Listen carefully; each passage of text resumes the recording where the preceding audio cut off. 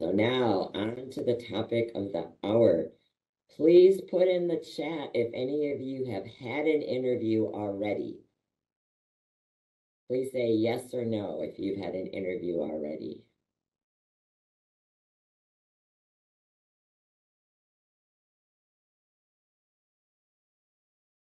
And of those of you who have had interviews, who have said yes, how many of you feel that you've learned something that you can apply to your next interview?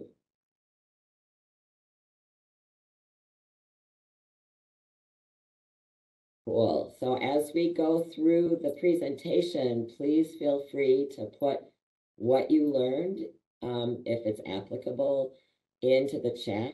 How many people have interviews scheduled for the next couple of weeks or into the next month?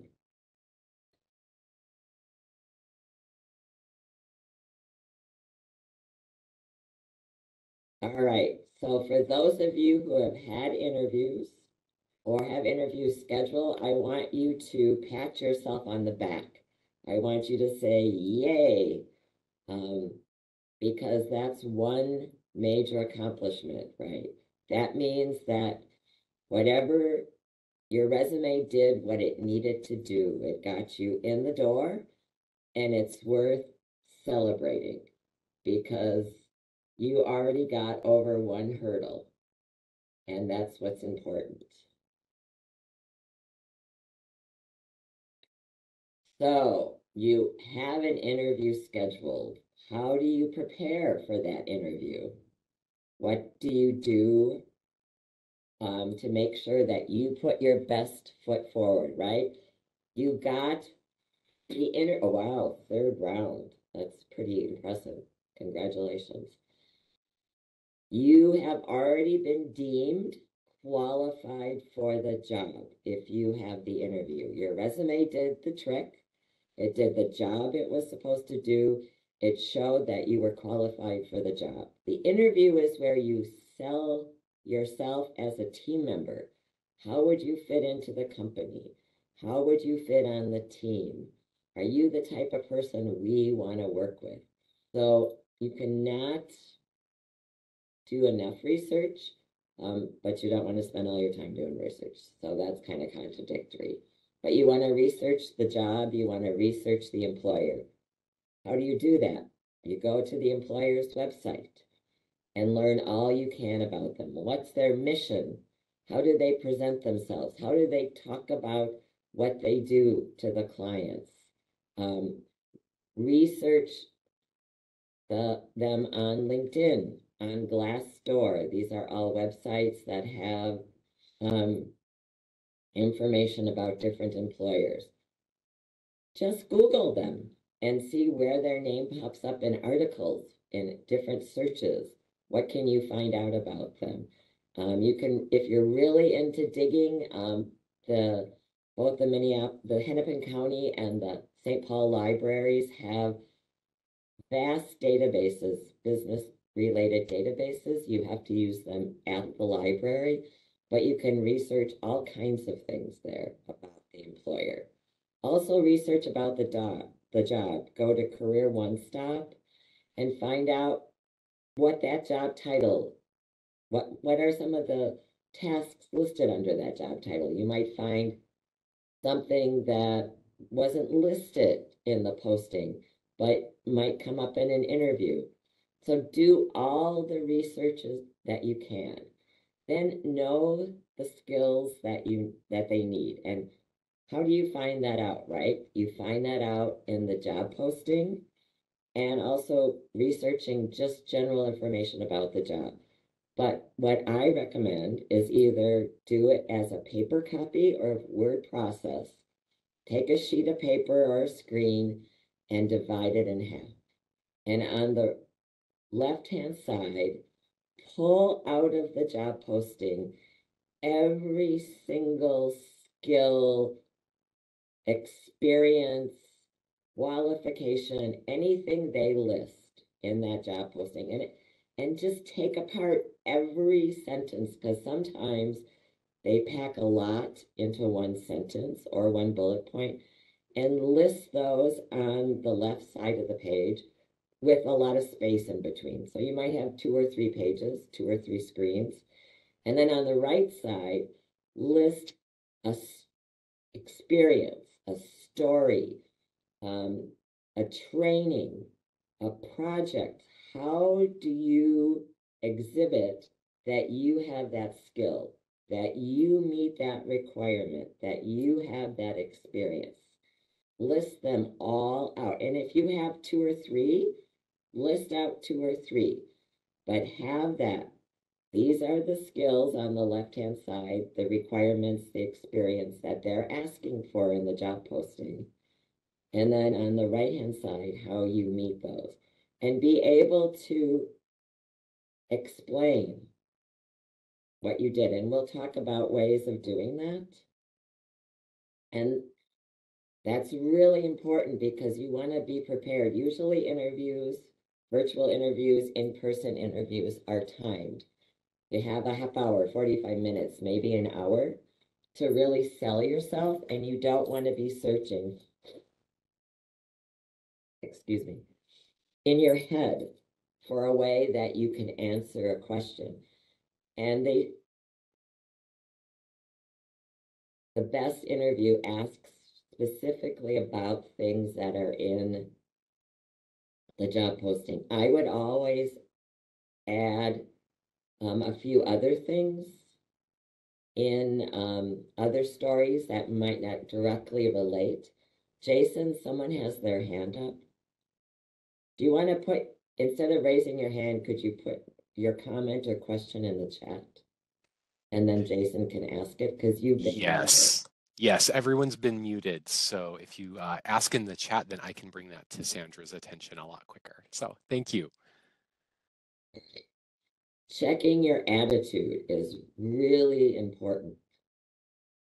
If this is your 100th application that you sent out and you finally got an interview and you're still feeling defeated, you do not want to communicate that.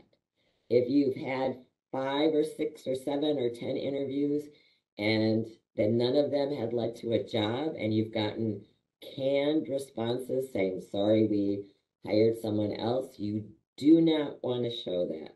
You want to be upbeat, you want to be positive, and you want to show energy. You have to act as, wow, this is the first job I applied for, and I got an interview right away, and I'm going to show up and be the best person I can. Someone said all interviews are auditions, which is true. That's true. And if you have an acting degree, you're probably better prepared. But you want to check your attitude. You want to show your best self. You don't want to communicate in any way, body language, choice of words, that this has been a slug and you finally got to first base. That's not what they need to know, and that's not what you should communicate. And you want to look good. If you have a phone interview, you still want to look good. If you're having a virtual interview, you want to dress from top to bottom. You don't want to be in your shorts or your briefs because they will only see you from the waist up because you never know what's going to happen and you might have to move. So you want to look good and you want to dress a little bit above the job that you're applying for, and some of that information can be found on the website because they will communicate their culture on the website.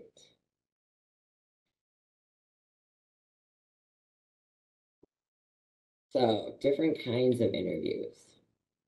A phone screening interview is usually HR or somebody. Jason, did that person ever put a question in the screen in the chat? I don't see any new questions as of yet. All right. So the telephone screening is usually HR to making sure that the qualifications you stated in your resume match up. So they might ask some questions for specific clarification. It is okay to schedule a telephone screening. And as an example, I applied for a job in the middle of August. In the middle of October, I got a call asking me if I was available for a phone screening interview. Well, between August and October, I had applied for a lot of jobs. So first I had to ask the person what job they were calling me about. And I did not have, in my head, I couldn't pull up the resume I submitted or the cover letter or even the job description. So I asked to schedule a telephone screening. You can schedule telephone screens because you want to be prepared. You want to know what you said in your cover letter, what you said in your resume. You want to know what qualifications were asked for the job. We'll get to cover letter. So you just want to make sure that you know what the person is asking you about, what the specific job is. And you want to dress up, even though it's a phone interview. You want to smile when you're on the phone. And sometimes it's even better if you're standing up because you're more energized. And you want to also communicate energy when you're on the phone. The in-person screening is not necessarily face-to-face anymore. It could be virtual. In fact, I know for the state, most of the first interviews are virtual. They're with a panel of 3 to 4 people, and they're via Teams. And so you want to be conscious of the background. What does the background communicate? What does your dress communicate? You don't want, you want to be really aware that your whole surroundings communicate something. The selection interview most likely will be an in-person. Behavioral interviews can be part of any of those interviews. It's where they ask a specific type of question, which we'll get into more detail.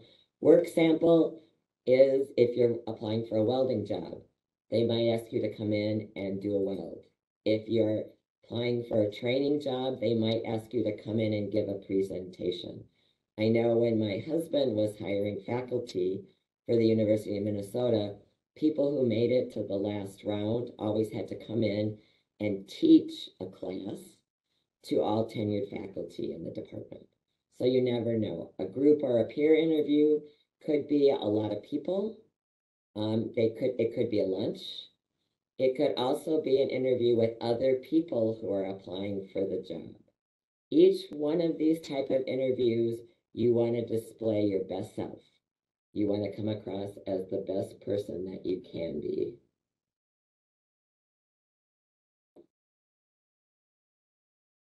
All right, so communicating your best image. 80% of how somebody judges you is through nonverbal communication. That means how you sit, your posture, your facial expressions, your haircut. I'm still seeing the first slide. Are other people still seeing just the first slide? We see communicate your best image, at least on my end, Sandra. I'm not sure. So the woman who is just seeing the first slide, I would get out of the meeting and I would come back in. Cool. All right. So back to nonverbal symbols. It's how you dress. It's the makeup you wear. It's the earrings, the jewelry. It's your haircut, your hair color. It's your background.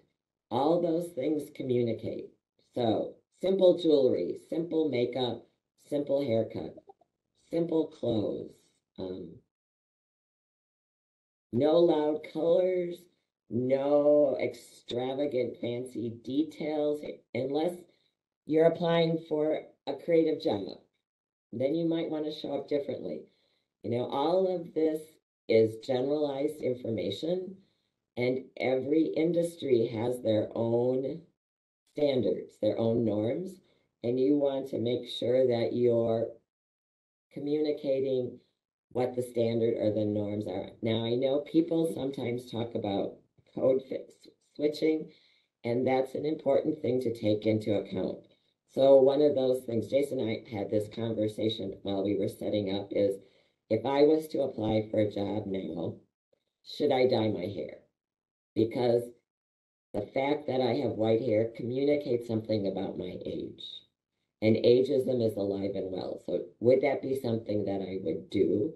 And I've always thought you need to take me how I am. This does not affect how I do my work. If I have green hair or brown hair, red hair or white hair, I'm still the same person. So those are things that you have to decide for yourself. Because what you show is what you're telling. And it's really, really important um, to do that. So you want to always make sure that I I necessarily don't say show and tell, I say show and share, because when you answer questions, you're showing what you can do and you're sharing how you can perform those things. You always want to, at the end, finish strong by summarizing what um, skills that they've asked about and how you do that. And you always want to follow up after the interview, which we'll get into more detail. Any questions so far? One question, Sandra, that I have seen is when you're interviewing in a virtual setting, they don't have their cameras on. Should you turn your cameras on? Wow. Yeah, Have you ever had that happen or no? Like I would I have not had that happen to me, but I know that our customers and everyone in the world is now experiencing a virtual interview basis that feels like the Wild West a little bit. Some of them are also interviews where they are responding to a question prompt on a screen. They're taped, they're right, recorded. I'm dating myself. They're recorded and then they're submitted via an online portal, and then someone somewhere reviews them at a later time, right.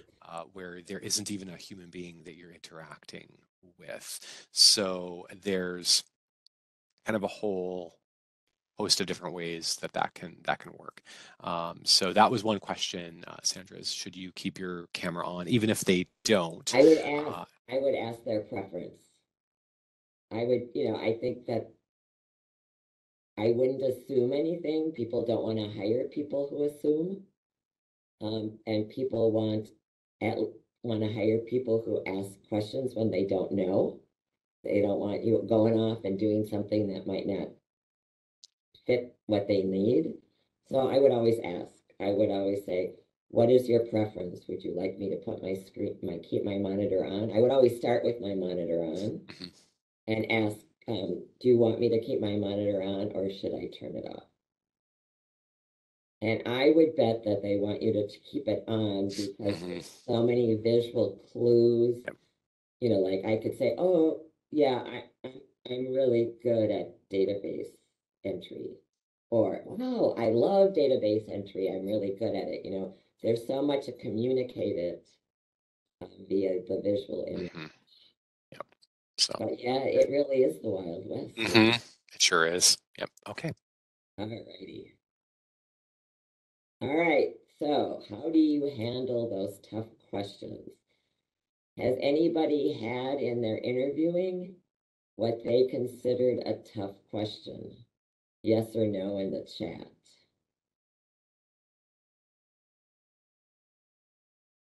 Did you feel prepared to answer it?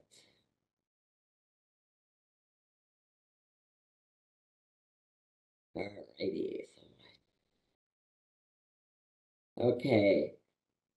So there are multiple ways of answering those tough questions. The first thing that I would do is if you're at a loss is rephrase the question back to them.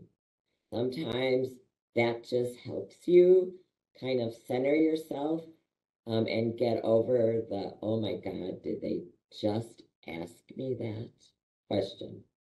The other method is a sandwich method where you have a positive, negative, and positive.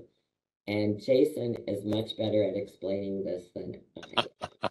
Yes, it's the only reason I am is because I have had um, truly torpedo-like questions in my career. So I know from experience the best one that I've heard, and someone in the chat had just mentioned something similar to it, was Jason, tell me a professional time where you failed.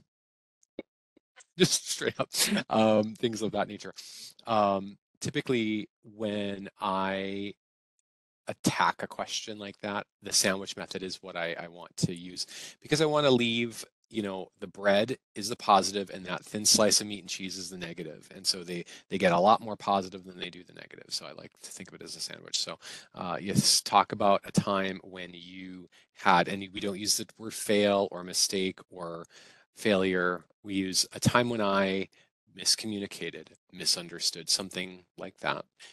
Put the thing that happened, and then how you adapted, what you learned, and what you accomplished as a result of that. And that's the other side of the sandwich bread. So you always make sure that you end it for the interviewer or interviewers, if it's a group, with the sense that yes, you're a human being, but you overcame whatever you were confronting and you weren't hobbled by it. And so that's one of the ways that I like to think about that. They're tough questions if they that's why they're tough questions because Right. they're hard. But you can using these types of strategies you're going to hear today, you can overcome it. You can handle it. I promise.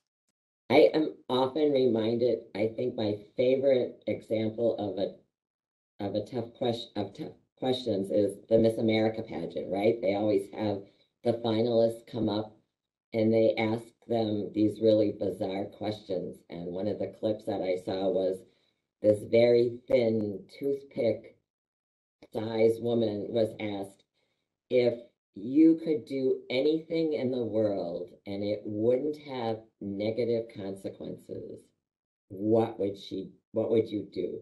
And she said, without missing a beat, without even breathing, I would eat anything that I wanted.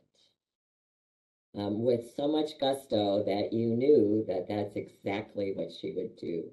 So part of answering questions is also conveying attitude. So that's why the sandwich method is so important because it's the positive that you start with and it's the positive that you end with, and that's what they're left with. And the way you anticipate the questions is being prepared. It's what we talked about in the beginning about doing the research with the skills that are asked for in the posting and how you qualify for those, and doing research, general research about the position. And so then you can kind of anticipate what they might ask. You want to always be positive and honest. You never want to say, oh, that damn boss. They handed me this incredibly bad assignment on a very tight deadline.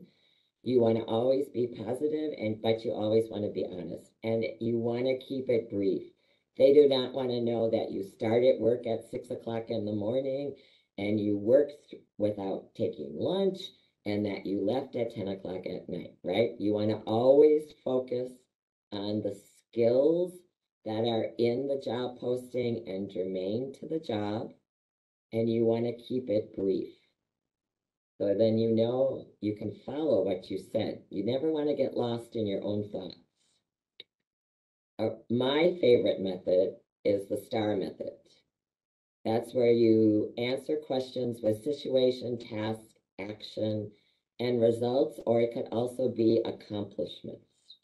Um, and I am a very visual person, so I like to organize my questions that way. I kind of organize them in my head.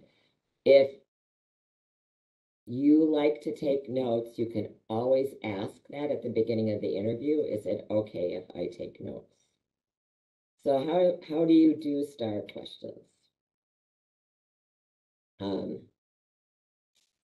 if I was to answer the question, what is your major weakness? You could use the sandwich method with a positive, the negative, and the positive, or you could use the STAR method. So Jason, you work on the sandwich method, and I'll give my STAR example.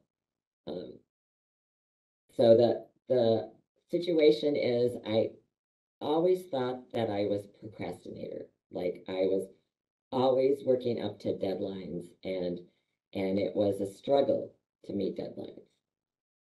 What I found out was I had a job where I taught at Stillwater Prison and we did this assessment called True Colors and I was a green and green people are very, very strong in research. And what I realized was that I never had enough research. There was one more interview. There was one more thing I could read. There was one more fact I needed to check. And so once I realized that, when I'm assigned a project or I have a project that I need to get done, is I assign it two deadlines. The deadline when accumulation of material and information needs to stop. And sometimes that leaks a little over, but that's the major research part. And then the real deadline. And because I've instituted this task, these skills, these guidelines, I now get projects done mostly before the due date because that was never the issue. The issue was I had to get more information. Jason, do you want to do the sandwich method? Sure. Yeah.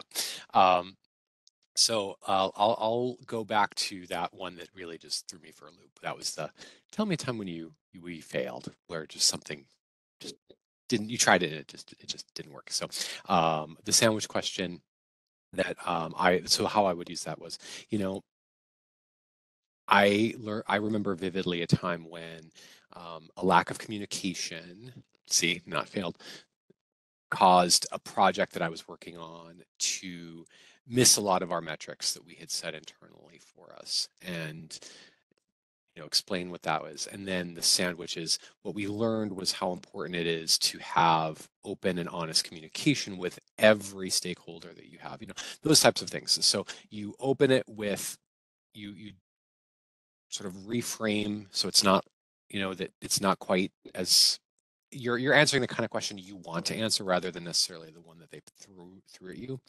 You give them what happened, so you're not sugarcoating it, you're not being dishonest, and then you're ending it on how you overcame it.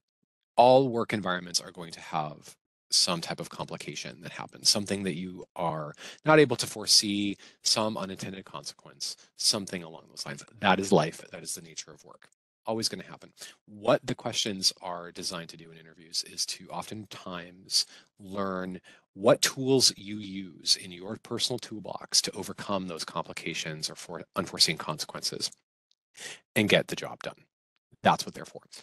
So remember, that is what the intent of the question is, not to try and confuse you or make you feel like, maybe you're not as qualified or maybe things like that. That's not it. You are qualified, as Sandra mentioned, for this job interview because they would not be interviewing you otherwise. That's the intent of the question. So when you think of it, when you get those kind of questions, remember that is the intent of the question, and then use that sandwich method to try and address it and then take care of that question as quickly and succinctly as possible. Or the STAR method, what they're Mhm. trying to figure out is your soft skills, right? How many people have been asked the question in an interview? Those of you who have had interviews, tell me about yourself. Yes or no in the chat, please. Always.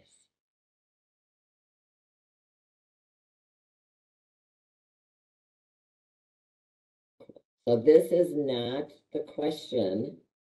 They're not asking you this question because I want to know that you're the oldest of 12 children, that your mother died when you were 5, that you had to help raise your siblings, that you've been working ever since you've been 10.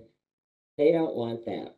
This is an opportunity for you to highlight the skills that you have that are important for the job. I've been a trainer and an educator for over 10 years. Even if it's longer, I wouldn't add more. Um, I really excel at helping people learn on their own and getting a group excited about a project. This is, again, short, succinct, positive, and always addressing what is in the job posting. It's another opportunity for you to highlight what you have to offer for the job. Um, where you see yourself in 3 years is not in another company. If you've done your research, you can address maybe growth within the company. I would never use this as an opportunity to say turning around this department, um, changing how you do things so it's more effective. You never want to criticize where you're applying for, even though your research has showed that they're not doing anything. So somebody still doesn't understand the sandwich method.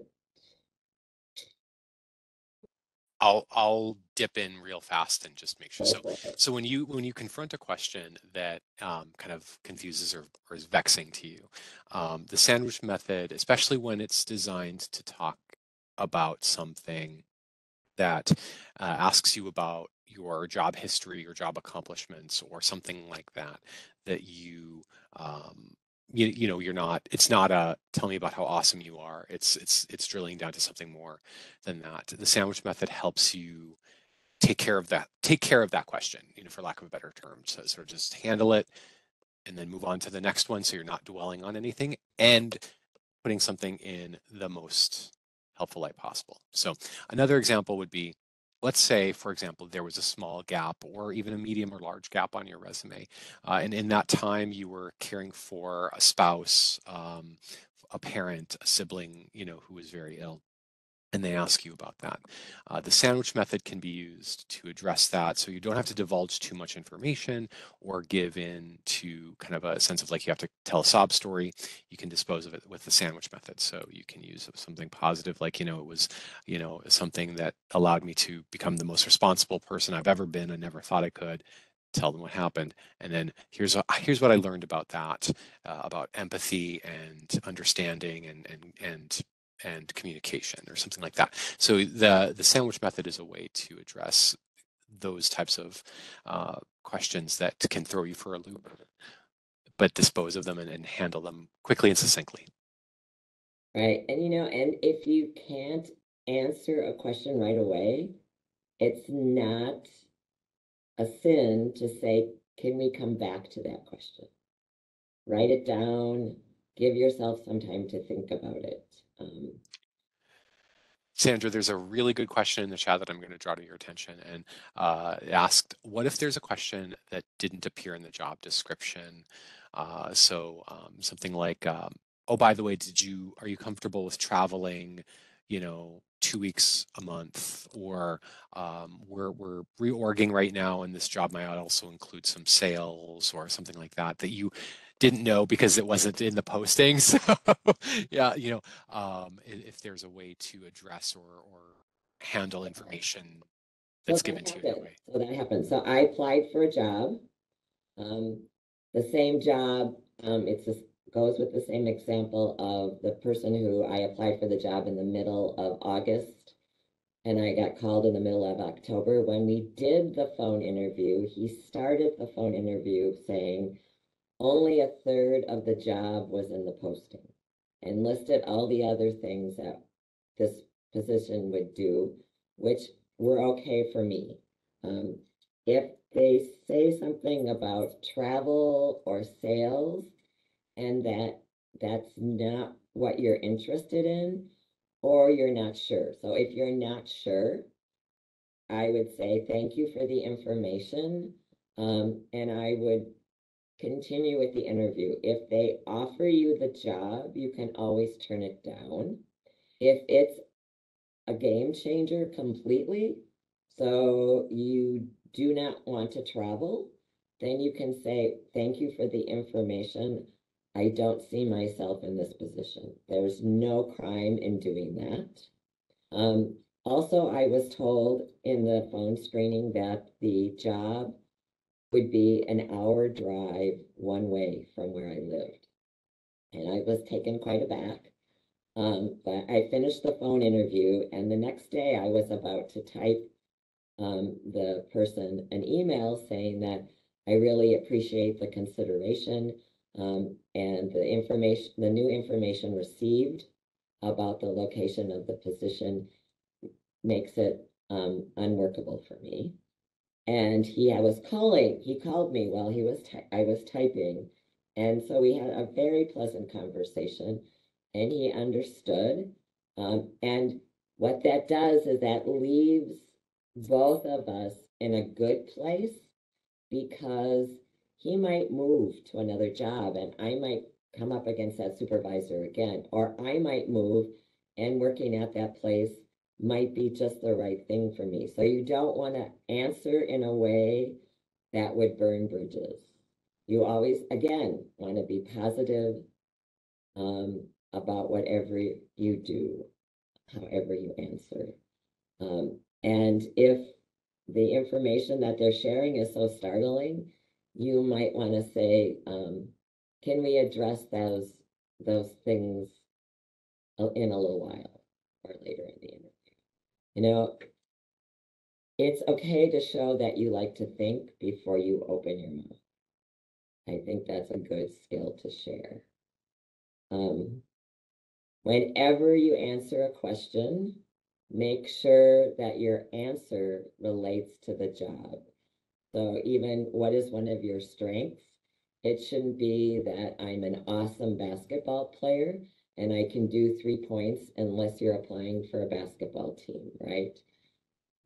Give me an example of a problem you solved should always be a problem that you solved either at work or volunteering or in your personal life, but it displays skills that are required in the job. Why are you interested in working for this company? You would know that other than I want a job because you did research, right? You looked at the company's mission, you looked at how they present themselves. A colleague was asked that question when she applied for a job, and she said something about how the mission statement of the company really related to her core values. And she was excited to have a job where she could actually live her values. And somebody on the interview staff said, oh, I didn't know that was one of our values. She didn't embarrass them, but she showed that she did her research, right? So before we go to follow up or the next thing, well, we'll go to the next thing before we check on questions. So this question always is angst for people. Has anybody been asked this who has had an interview? Yes or no in the chat. Right. And sometimes this question is easier to answer than others. I've had a job where the owner of the company retired and didn't sell the company. And so that's why I was looking for a job. I've had jobs in businesses where they've reorganized, and as an economic move, they've taken my job and split it into three and added it to somebody else's. So that's an easy answer. Sometimes the answer is not easy. And what you want to do is contact your local Career Force Center because every situation is unique to you, unique to your past job, and unique to your new job. And in the follow-up email, Jason will be sending you a list of all the career forces in the state with a phone number and an email. So you need to contact them and share your story with a person, a staff member, and Yeah, and they'll help you figure out the best way to explain a termination. The general advice is never to use negative terms. So I was fired. You do not use that. I was terminated. You do not use that, right? You think of positive ways to address that issue. But the best advice I can give you is to contact a human being at your career force center. Sandra, I'm going to give you one that I know um, I've always loved getting is what would your previous supervisors say about you? And that's always fun, especially if you went through a downsizing or if it was just a bad fit or something like that. So that's, I know, one of those lovely questions to get. And I'm sure some of our attendees today have confronted that. So I'm going to So throw that one at you. yeah, so you know,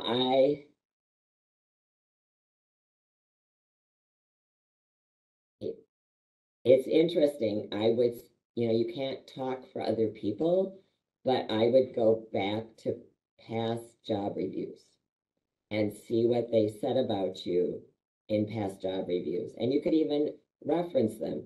In my last performance review, this is what my supervisor said. Jason, do you have anything to add to that since you threw it at me? Yeah. So a lot of times, and when you have those questions that come to you like that, or where it's clear on the resume that there's a gap and something occurred, when it's a layoff or a reorganization, that is simply life. I mean, we all know that happens, and we can talk about that.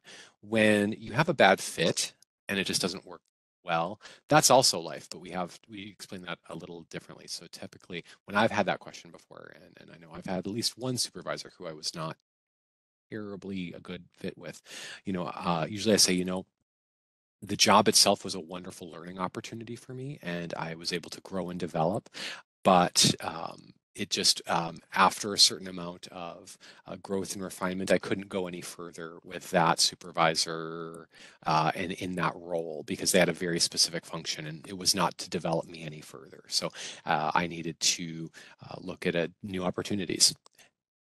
3 sentences, put it Right. to bed, move on. Realistically, unless you put that supervisor as a reference, don't do that. They're not even going to know who they are, much less how to contact them. So don't worry so much about that part, but just kind of dispose of the question in 2 to 3 sentences and move on. So Right. And I think that's a way of getting. So most of the time when a past employer is called to ask about your work history, they just say, yes, you work there, and this is the time period you work there. Sometimes a way around that is asking if you would rehire somebody. Um, so you need to address that if it comes up in an interview.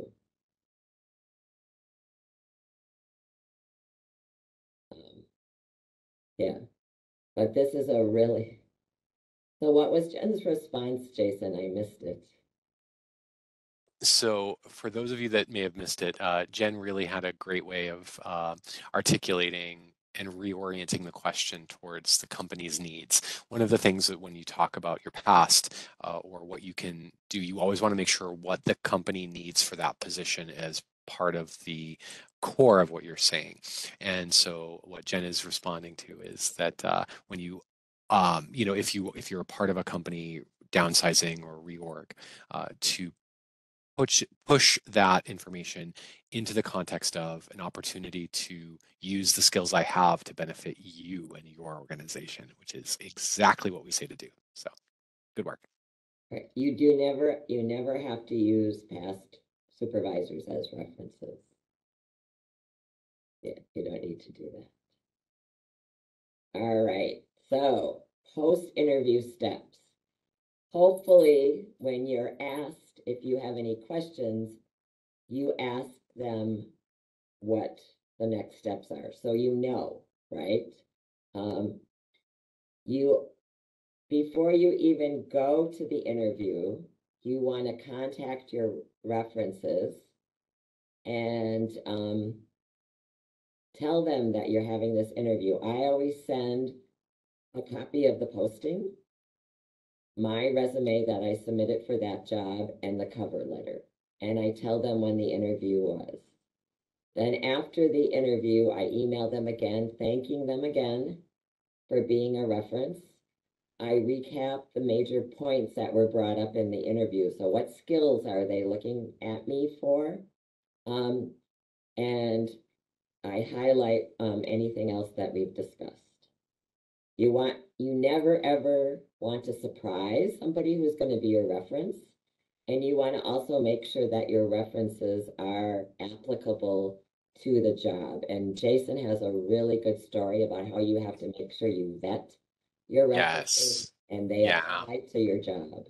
Yeah, but for those of you, my previous life before I came to Career Force was in higher education. I worked in higher education for many years, and I had a wonder. And what my last function was, student life and activities was my wheelhouse, and so I hired typically a handful of students every year to assist me with campus life and activities. So, had a wonderful student life assistant, very industrious, trustworthy, super dependable, and asked me to be a reference. I said, absolutely, happy to be a reference. I got the reference back in email, and I had to call the student and I had to say, well, former student, and I say, I'm happy to fill this out.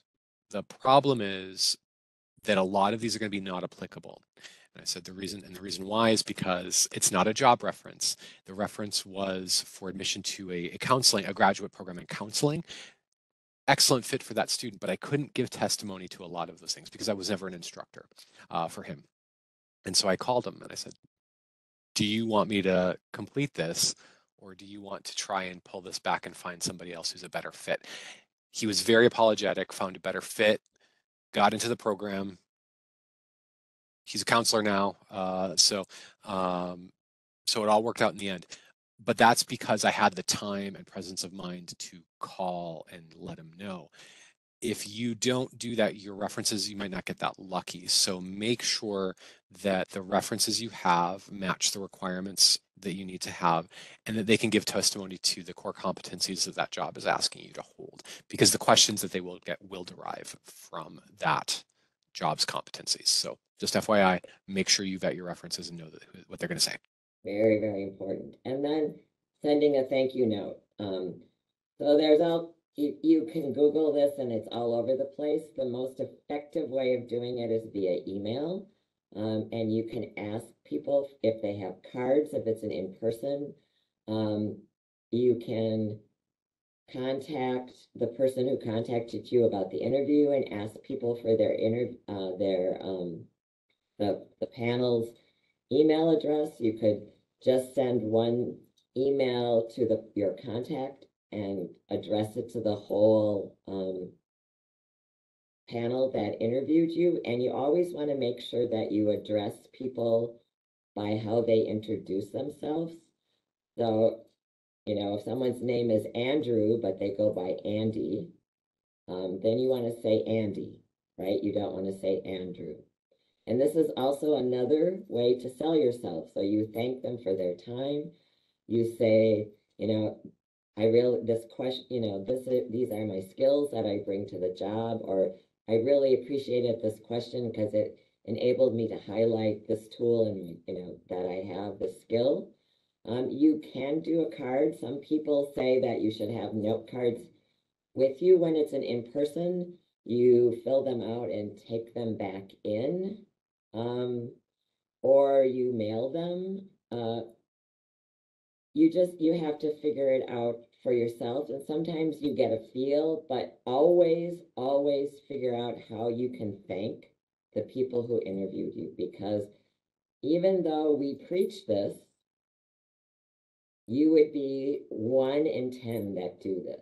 And so then you would be again top of mind. It would give you another way to sell your skills and to highlight your soft skills because you help people. So now we're at questions. I'm going to stop sharing. Is there anything in the chat that we missed? A lot of really good discussion about experiences. I would just want to add one thing to everybody. When you send your thank you notes or thank you emails, please be aware that those have to be of the highest quality, just like your resume was, just like your cover letter was. Because I'll give you an example. I once got a thank you email Oh, that yeah. said, "Dear Jason, da, da, da, da, da, I'm ready to hit the ground day one." Can you tell me what's wrong with that statement? You It's hit put, the ground running day one, not not hit the ground day one. And so it was just like, oh, it just kind of made you wince because you could tell that they were in a hurry. They weren't. So think very carefully about that. There is one question I think we'll maybe want to, it's more a broad one, but a question at the beginning. How important are cover letters and oh, how can we, what are, and remember that this is a job interview one. So we will talk about cover letters in a couple different job search modules, but just something maybe Sandra, if you want to go into detail about that. So. so I had a previous job working for Lee Hectares, which is an outplacement firm that Target and Ecolab and General Mills contracts with, mostly to help C-suite and a little bit lower people find new jobs. They've also expanded it to everyone, but the level of service is different. And one of my jobs was to put together a panel of HR. They weren't there with jobs, but they were there to talk about the hiring processes at their company. And inevitably, the question came up about cover letters. And so the answer that always came up was they're not always read. It's always noted that they're there. And if you don't submit it, read or not read, sometimes your application is pushed out. Always read. If there are two applicants that are equally qualified, then that can be the deciding factor. And I do know that if you're applying for any type of government job, state, federal, county, city, municipality, you want to always include a cover letter because it's just an important part. And many application sites ask you to upload it. It's not required, but if they're asking you for it, you want it. So just for fun, what do you prefer doing? If you had a choice and you only had to do one, resume or cover letter, which would you do? Put it in the chat.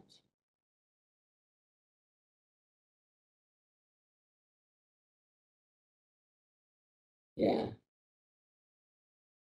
So There's, yeah. Jason, I noticed that there was a comment about stinky perfume. Yeah, yeah, I was gonna say like yeah, let's talk about like one thing I just want to tell you when we talk about appearance and we talk about that. We really This recommend that is my favorite story, yeah, Jason. it's one way that I just want to share with you, like be very, very judicious about any scent or fragrance that you want to wear because I'm gonna tell you a story. Um, you know, I've been on enough group interviews. We in higher ed, they're called search committees. It's a group interview, many of them. And so, what people don't and never would know is that I don't have a lot of allergies, but I'm very allergic to any product of gardenia. In fact, I can probably look at a picture of a gardenia and get watery eyes just from that. But um, so I was in one of those interviews, and the room setup was small. There was a conference table.